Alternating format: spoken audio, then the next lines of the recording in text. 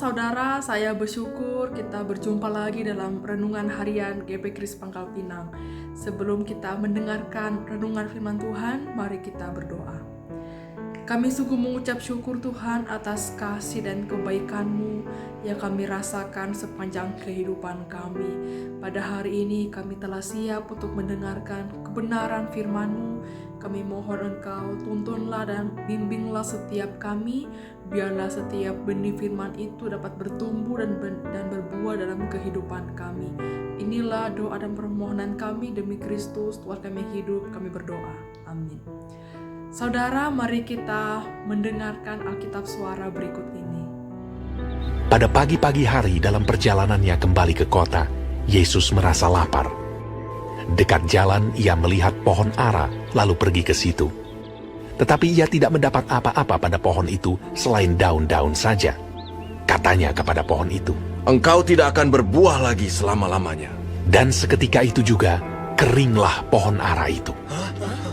Melihat kejadian itu, tercenganglah murid-muridnya, lalu berkata, "Bagaimana mungkin pohon ara itu sekonyong-konyong menjadi kering?" Yesus menjawab mereka, Aku berkata kepadamu, sesungguhnya jika kamu percaya dan tidak bimbang, kamu bukan saja akan dapat berbuat apa yang kuperbuat dengan pohon ara itu, tetapi juga jikalau kamu berkata kepada gunung ini, beranjaklah dan tercampaklah ke dalam laut, hal itu akan terjadi. Dan apa saja yang kamu minta dalam doa dengan penuh kepercayaan, kamu akan menerimanya.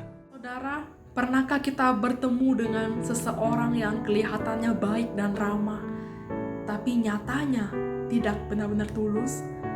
Atau mungkin seperti kehidupan kita kadang pura-pura baik di depan orang lain, padahal hati kita tidak begitu tulus.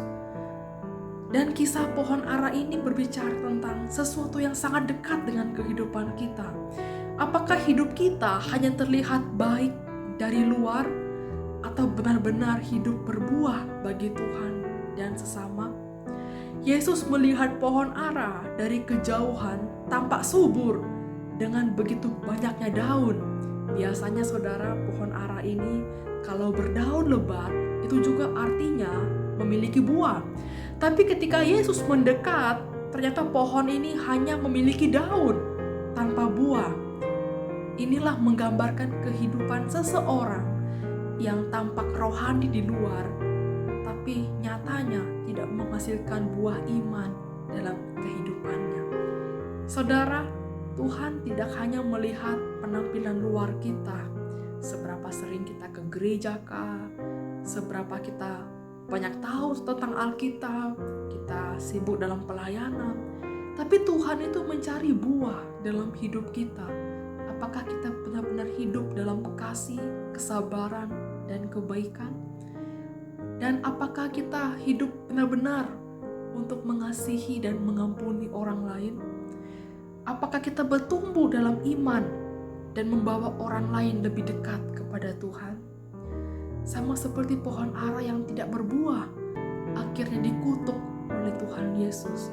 Ini adalah peringatan bagi kita semua. Tuhan kasih kita kesempatan untuk bertumbuh dan berbuah. Tetapi jika kita terus hidup tanpa perubahan dan tanpa menghasilkan kebaikan, kita bisa hilang kesempatan itu. Dan renungan hari ini saudara mengajak kita untuk memeriksa kedalaman hati kita. Apakah kita hanya berdaun, tampak rohani, tetapi kosong di dalam?